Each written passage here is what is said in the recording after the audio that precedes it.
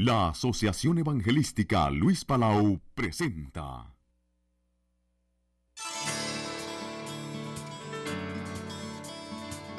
Instituto Bíblico de Superación Ministerial, Dr.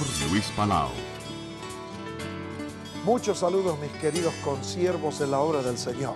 Les saluda Luis Palau con el placer de presentarles esta serie de estudios de superación ministerial en un curso de videocassettes especialmente preparado. Un curso bíblico avanzado, ágil y ameno, con un manual guía y libros de apoyo que le darán una nueva visión, que ampliarán sus conocimientos y que le otorgarán en forma práctica una gran cantidad de elementos que edificarán su vida y ministerio cristiano. Queridos amigos, es un placer presentarles al profesor Pastor Orville Swindoll. Swindoll nos va a hablar sobre el discipulado. Él fue pastor durante muchos años, fundador de una publicadora de libros evangélicos. Él ha sido profesor y él pastorea una iglesia en la gran ciudad de Miami. Él durante tantas décadas ha practicado el discipulado y hoy viene a enseñarnos cómo discipular a otros. Con nosotros el pastor Orville Swindoll. Con ustedes el profesor Orville Swindoll con la clase Discipulado. Qué bueno estar aquí para estudiar este tema tan importante del discipulado cristiano.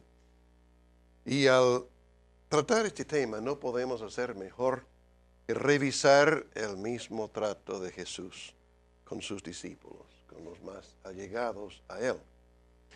Y lo que vamos a hacer en este estudio, dividido en 4 partes, es que en la primera parte vamos a tratar 2 textos clave, que después les voy a mencionar. En la segunda parte vamos a mirar otro texto y con las primeras 2 sesiones procuraremos una definición bíblica, especialmente en base a la experiencia de Jesús, sobre lo que es el discipulado cristiano.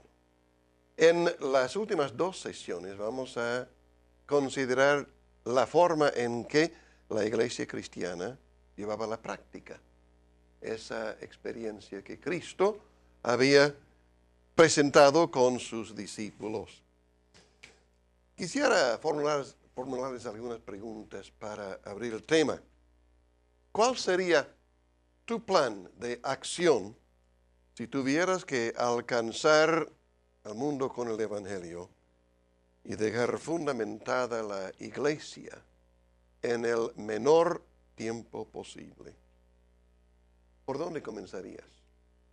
¿Y con quién contarías para realizar esa obra? El Nuevo Testamento nos enseña que Jesucristo dio su vida por nosotros en el Calvario y resucitó de entre los muertos para nuestra redención, pero también nos muestra el plan cabal que utilizó para asegurar que el mensaje de salvación llegara a todo el mundo, aún después de su partida, y que la iglesia fuese establecida en la tierra.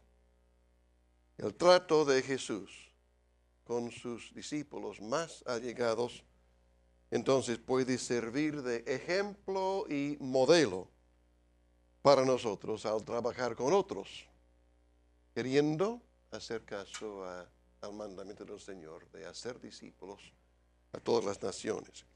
Entonces vamos a considerar en primer lugar un texto que aparece hacia el fin del ministerio público de Jesús. Me refiero a Juan capítulo 17. Y después de considerar este texto vamos a considerar otro tomado del libro de Marcos, que aparece al principio de su ministerio. Justamente en esta gran oración sacerdotal de Jesús en Juan 17, vemos que Él hace una evaluación de su propio trabajo con sus discípulos. Y es por eso que para este tema tiene tanta importancia. Vamos a prestar atención entonces a la lectura de este capítulo. Estas cosas habló Jesús y levantando los ojos al cielo dijo: Padre, la hora ha llegado. Glorifica a tu Hijo para que también tu Hijo te glorifique a ti, como le has dado potestad sobre toda carne, para que dé vida eterna a todos los que le diste. Y esta es la vida eterna, que te conozcan a ti, el único Dios verdadero, y a Jesucristo, a quien has enviado. Yo te he glorificado en la tierra, he acabado la obra que me diste que hiciese. Ahora pues, Padre, glorifícame tú al lado tuyo con aquella gloria que tuve contigo antes que el mundo fuese. He manifestado tu nombre a los hombres que del mundo me diste. Tuyos eran, y me los diste, y han guardado tu palabra. Ahora han conocido que todas las cosas que me has dado proceden de ti, porque las palabras que me diste les he dado. Y ellos las recibieron, y han conocido verdaderamente que salí de ti, y han creído que tú me enviaste. Yo ruego por ellos, no ruego por el mundo, sino por los que me diste, porque tuyos son. Y todo lo mío es tuyo, y lo tuyo mío, y he sido glorificado en ellos. Y ya no estoy en el mundo, mas estos están en el mundo, y yo voy a ti. Padre Santo, a los que me has dado, guárdalos en tu nombre, para que sean uno, así como nosotros. Cuando estaba con ellos en el mundo, yo los guardaba en tu nombre. A los que me diste, yo los guardé. Y ninguno de ellos se perdió, sino el hijo de perdición, para que la escritura se cumpliese.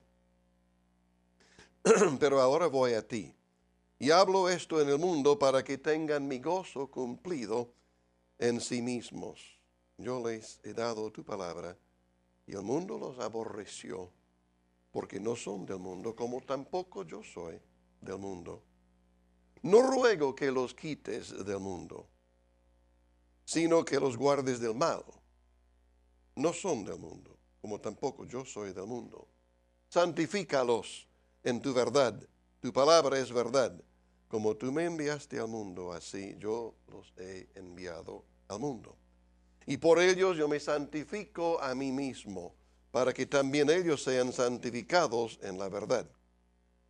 Mas no ruego solamente por estos, sino también por los que han de creer en mí por la palabra de ellos, para que todos sean uno, como tú, oh Padre, en mí y yo en ti, que también ellos sean uno en nosotros, para que el mundo crea que tú me enviaste.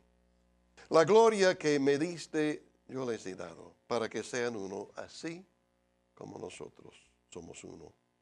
Yo en ellos y tú en mí, para que sean perfectos en unidad, para que el mundo conozca que tú me enviaste y que los has amado a ellos como también a mí me has amado. Padre, aquellos que me has dado, quiero que donde yo estoy también ellos estén conmigo, para que vean mi gloria que me has dado, porque me has amado desde antes de la fundación del mundo. Padre justo, el mundo no te ha conocido, pero yo te he conocido. Y estos han conocido que tú me enviaste. Y les he dado a conocer tu nombre y lo daré a conocer aún, para que el amor con que me has amado esté en ellos y yo en ellos. Gracias por su atención durante este pasaje tan extenso. Es muy obvio al considerarlo que Jesús casi todo el tiempo está hablando de su relación con los discípulos y de lo que Él quería hacer con ellos. Y lo que quiero hacer ahora es señalar 7 puntos muy importantes que Jesús mismo señala en este texto. En primer lugar, el papel clave de los discípulos. La carga de esta oración está en torno a los mismos discípulos, ese grupo íntimo que Jesús formó en derredor suyo durante unos 3 años de ministerio terrenal. Esta oración revela la importancia que tiene ese grupo para Jesús. Evidentemente Jesús quería dar una formación a sus vidas a fin de que ellos pudieran acompañarle y luego hacer el ministerio. pues de allí en más, o del tiempo de esta oración en más, ellos lo van a representar a Jesús. Por lo tanto, el mundo evaluará la obra de Jesús por lo que ve en estos hombres. El segundo punto es que es obvio que hay una obra en marcha, no completada. Nos puede parecer extraño que Jesús manifieste la conciencia de haber acabado la obra que el Padre le dio. Él dice al Padre, he acabado la obra que me diste. A veces me ocurre, en esos arranques muy humanos, que algunos ángeles mirando de los portales del cielo, acabado. ¿Cómo acabado? Si recién se inició. Tanto falta hacer con estos hombres. Obviamente Jesús está muy consciente de que estos hombres no están perfectos, que falta hacer una obra en ellos. Desde el punto de vista de Jesús, la efectividad de su obra en los discípulos no dependía de que ellos superaran todas las fallas propias antes de su partida. Jesús reconoció las limitaciones de ellos y sobre todo entendió que ellos deberían seguir creciendo en gracia, en fe, en santidad, etc. Para eso Jesús envió el Espíritu Santo y ellos tendrían que aprender a depender de Él, y especialmente en su último discurso, justo antes de participar de la Pascua juntos por última vez, Jesús planteó la importancia de que ellos conozcan y que sigan la guía del Espíritu Santo. Otro elemento que vemos en esta oración es la importancia de la intimidad con el Padre de parte de estos discípulos. Es obvio que uno de los grandes objetivos de Jesús con sus discípulos era que ellos llegaran a tener una estrecha relación con el Padre Celestial. Déjeme decir de paso que ningún discipulado puede ser efectivo si no relaciona a la gente estrechamente con Dios. Pues no estamos tratando con una cuestión meramente humana. Hay una obra divina, hay un propósito de Dios. Y Jesús, consciente de ello, está forjando en estos hombres la relación con el Padre Celestial. Creo que ese es el sentido de la frase que Jesús usa en el versículo 6, he manifestado tu nombre a ellos. El nombre quiere decir la identidad. ¿Cómo es Dios el Padre? Jesús quería que ellos lo conocieran y que se relacionaran estrechamente con Él. También dice Jesús que ellos sabían de dónde procedía Él, o sea, su vocación divina. Que Él no vino para hacer su propia voluntad, sino hacer la voluntad de su Padre. Jesús le reveló al Padre, les dio a los discípulos sus palabras, les enseñó a orar al Padre y tener fe en Él. El cuarto punto es su compromiso con la palabra de Dios. Jesús dice en su oración al Padre que Él les ha dado las palabras que el Padre le dio. No podemos obviar la tremenda importancia de las palabras de Dios. Estos discípulos, dice Jesús, han guardado sus palabras. Vale decir que Jesús tenía la conciencia de que habían recibido la palabra en su fuero interior, en su corazón, y no simplemente como un dato pasajero como quien lee el diario. Han guardado tus palabras. Ese compromiso con las palabras del Señor es esencial. No podemos crecer en la fe si no tenemos un compromiso con la palabra de Dios. El quinto punto que quiero señalar es la unidad, que Jesús está señalando como de absoluta importancia. En efecto, Él señala que la unidad es necesario para que el mundo conozca que Jesús fue enviado por el Padre. Yo recuerdo un gran teólogo que hace unos cuantos años falleció. Dijo, la evangelización, aparte de la unidad de la iglesia, es un disparate. Porque si no tenemos bien claro en la mente de que el Señor nos ha unido a todos por la sangre de Jesús, Dios ha formado una sola familia, un solo pueblo. Si no tenemos presente esa realidad, terminaremos, queriéndolo o no, formando prosélitos para nuestra secta, nuestra idea particular. Y Cristo está procurando que haya claridad en los discípulos. Tenía una tarea magna, porque forjar unidad entre esos hombres tan dispares, que evidentemente tenían bastantes disputas entre sí, era una tarea bastante importante. El sexto punto es la conciencia de la vulnerabilidad de estos hombres. Jesús dice, yo oro por ellos, no por el mundo, porque pertenecen al Padre. Jesús está muy consciente de que ellos siguen siendo vulnerables. Vale decir, no hay ninguna garantía de que estos hombres van a seguir caminando como deben. Es una cuestión de fe, es una cuestión de confianza en Dios, es una cuestión de que el Espíritu Santo obre en ellos y que ellos capten eso. ¿Cuántos hemos conocido otros que comenzaron bien y terminaron mal? Es una triste realidad que quisiéramos de alguna manera dejar de lado, pero evidentemente es importante para Jesús señalar que ellos precisan una operación de la gracia de Dios en sus vidas para asumir plenamente sus responsabilidades después de la partida de Jesús. Ruega Jesús entonces al Padre que los guarde del mal, pero que no que los quite del mundo. Además, ellos necesitan una experiencia continua de santificación a través de la verdad de Dios. Interesante que Jesús no señala alguna experiencia mística, como diríamos, sino que dice, santifícalos en tu verdad. Tu palabra es verdad. La formación del pueblo de Dios es principalmente por el magisterio, es decir, la enseñanza de la palabra que se escucha, que se graba en el corazón, que lo tiene presente uno, que después lleva a la acción, a la práctica en la vida propia.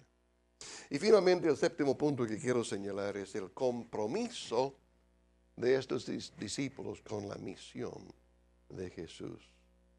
Jesús ve en la actuación de ellos la continuidad de la misión que el Padre le encomendó a él. Pues él dice en versículo 18, como tú me enviaste al mundo, así yo los he enviado al mundo. Si vamos a ser discípulos, tenemos que seguir con la misma conciencia de misión. No estamos aquí para ver lo que podemos lograr nosotros, sino a cumplir lo que está en el corazón del Padre. Jesús en todo momento reconoció su total dependencia del Padre. Incluso dijo palabras que parece como si fuera una negación de sí mismo. El Hijo no puede hacer nada por sí mismo. Lo que ve al Padre hacer, así hace el Hijo. Yo hago siempre lo que agrada a mi Padre, dijo Jesús. Bien, pasemos ahora al segundo texto que se halla en Marcos capítulo 3, versículos 13 al 15.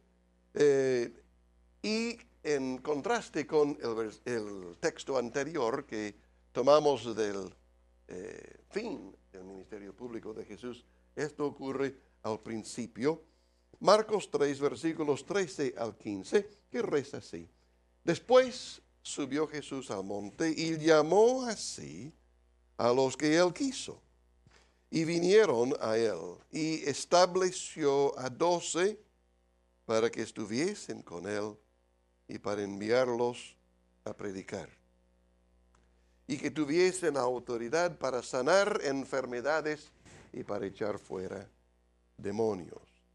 Entonces, de este pasaje queremos señalar 6 puntos que me parecen bastante obvios del mismo texto. En primer lugar, Jesús no trabaja a solas. Aunque su expiación por nuestros pecados fue una obra necesariamente solitaria, en el desarrollo de su ministerio terrenal, desde el principio quiso tener consigo un conjunto de compañeros, de amigos, de colegas, a fin de compartir con ellos la carga como también las alegrías. Esta característica de Jesús debe corregir nuestra tendencia de querer figurar y sobresalir. Hemos de tener presente que el Señor quiere forjar entre nosotros una interdependencia, los unos de los otros. Vamos a hablar de eso después. Pasemos al segundo punto, sobre la soberanía y el misterio de Dios. Es interesante observar lo que dice Marcos. Jesús llamó así a los que Él quiso.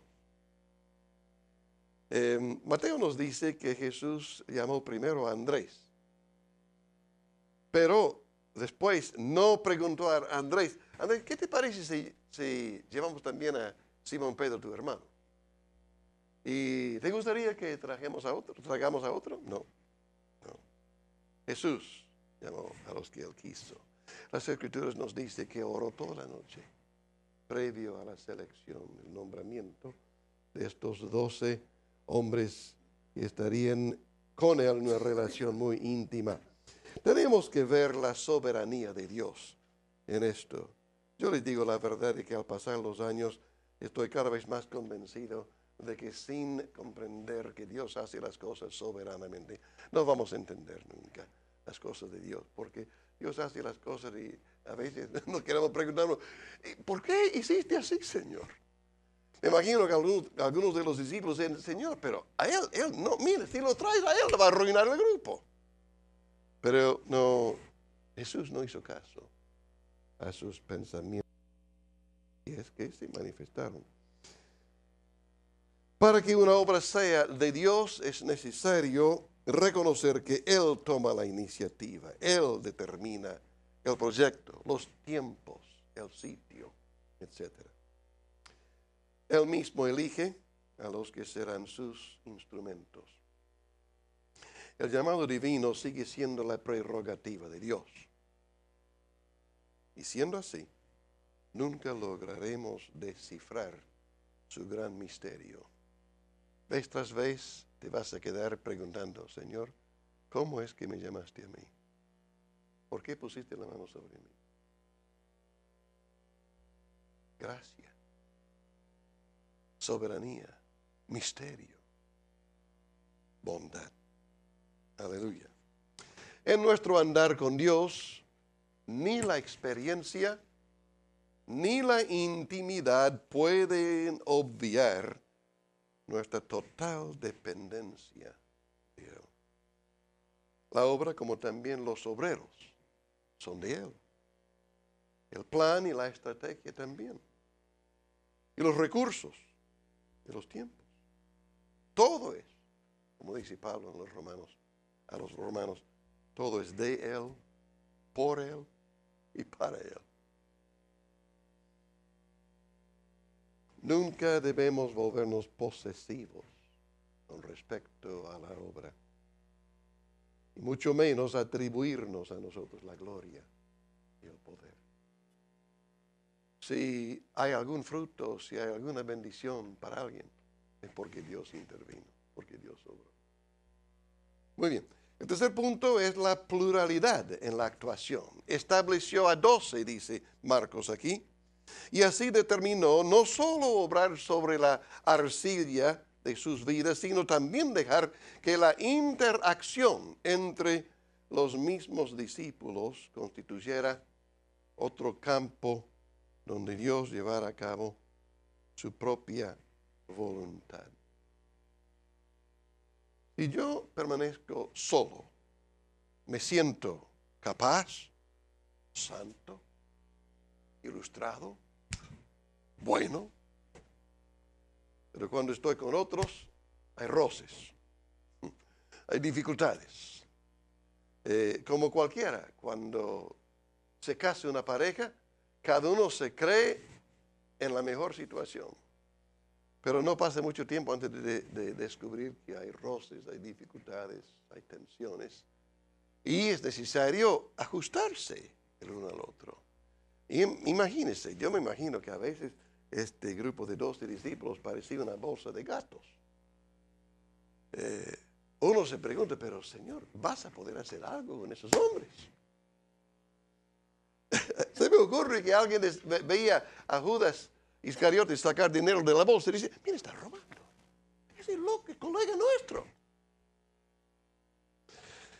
Y sugiero que tengamos presente que a menos que aprendamos a andar con otros que no nos agradan en todo, no vamos a poder servir al Señor fielmente. Dios es fiel y Él ha llamado a unos cuantos para servirle a Él en conjunto.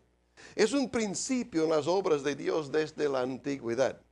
Siempre un mínimo de 2 o 3 se requieren como testigos. Las obras unipersonales apelan al ego y desvían la vista de Dios. Dios distribuye sus dones entre los suyos a fin de que todos tengan que complementarse mutuamente y depender los unos de los otros. El cuarto punto es algo que hemos visto en el texto anterior, la relación íntima con Jesús. El primer propósito de la vocación, según nos señala Marcos, es para que estuviesen con Él. Eso señala la relación íntima que Jesús procuró con los discípulos. No solo está preparando obreros o técnicos, Él desea forjar una estrecha amistad con ellos, un vínculo de amor y confianza, y para eso la intimidad es esencial. El desarrollo de la obra de Dios depende no solo de la capacidad o talento del obrero, sino de su relación íntima con Dios, como también con sus compañeros y colegas. Muchos obreros hay que prefieren actuar a solas, menos problema. Pero ese no es el plan de Dios. Esta intimidad sirve múltiples fines. Descarta las ideas irracionales, frena el desarrollo libre del egoísmo, descubre los vicios y las fallas más notables, a la vez que sirve para proveer compañerismo y consuelo en las pruebas y para desarrollar conceptos y apreciaciones más amplias, para la ayuda mutua. Hay tantas razones por qué hemos de permanecer juntos y aprender a apreciar los unos a los otros. Muy bien. El quinto punto es la conciencia de misión. El propósito de Jesús, señalado por Marcos también, como para enviarlos a predicar. Eso los involucra en la misión de Jesús. No serán meros espectadores, sino participantes de su carga, de su compasión, de su conciencia de la voluntad del Padre. El obrero del Señor no es, como dijimos, un mero técnico, sino un siervo de Dios, empapado de su compasión, imbuido de su gracia y sabiduría. No es un asalariado que trabaja por la compensación que puede recibir, sino que es motivado por los intereses de su Señor. El concepto cristiano de predicar es más que dar un informe o anuncio. Es proclamar la verdad con carga y pasión, consciente de haber sido enviado por el Señor. Y finalmente, el otro punto de este texto que quiero señalar es la autoridad espiritual. La autoridad que Jesús los otorgó para sanar enfermedades y para echar fuera demonios da a entender que tendrán que asumir ellos la responsabilidad. Tendrán que comprometerse, actuar por motivación propia y no solo preocuparse por obedecer. Tendrán que entrar en el conflicto con aquel que quiere frustrar el propósito de Dios en los hombres.